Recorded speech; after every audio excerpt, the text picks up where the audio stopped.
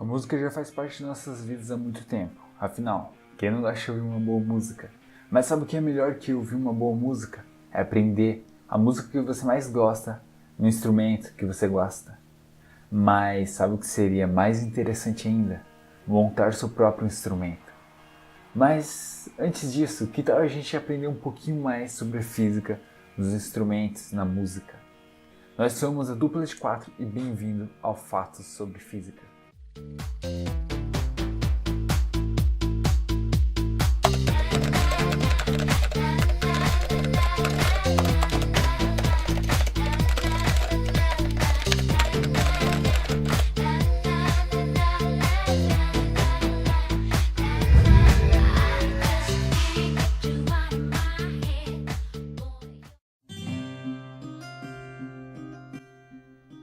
Para você montar seu instrumento, é interessante você aprender algumas coisas sobre física, como por exemplo, o que são harmônicos, o que é uma nota musical, como amplificar o som sem a ajuda de microfones. Isso tudo a gente vai ver ao decorrer do vídeo, então sente, pegue sua pipoquinha e preste muita atenção.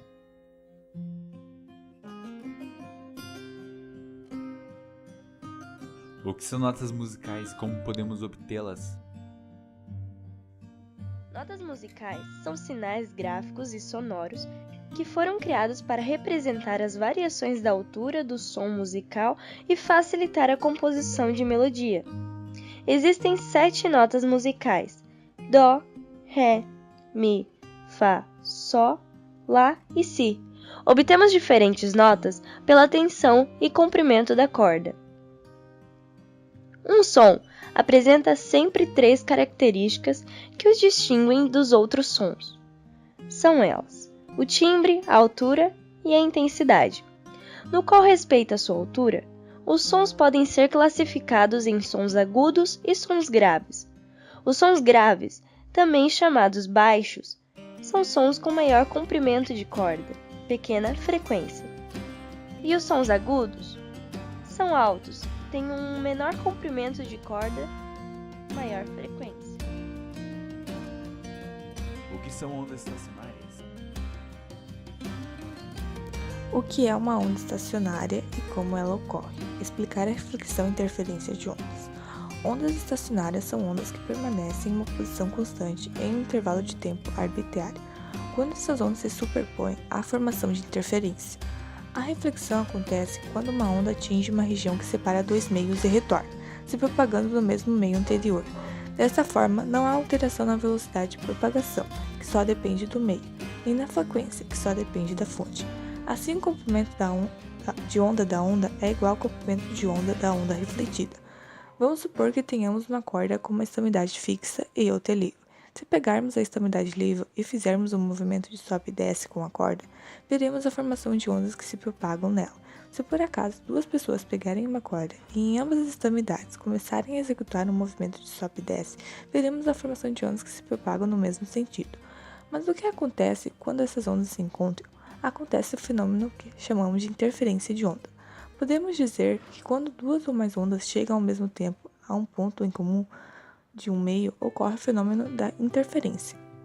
Ou seja, as ondas se superpõem naquele ponto, originando o efeito que é o resultado da soma algébrica das amplitudes de todas as perturbações no local de superposição.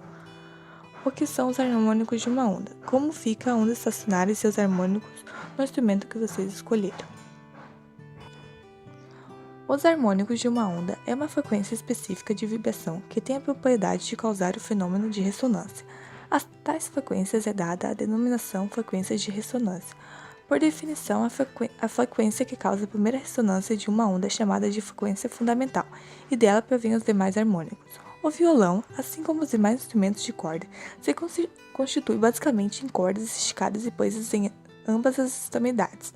A perturbação produzida em um ponto qualquer entre os extremos de uma corda propaga-se para as 2 extremidades.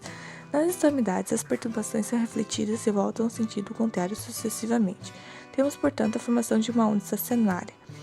A frequência das ondas sonoras que as cordas emitem depende de 2 fatores: a densidade linear das cordas, o modo de atração que elas são submetidas e o comprimento da corda.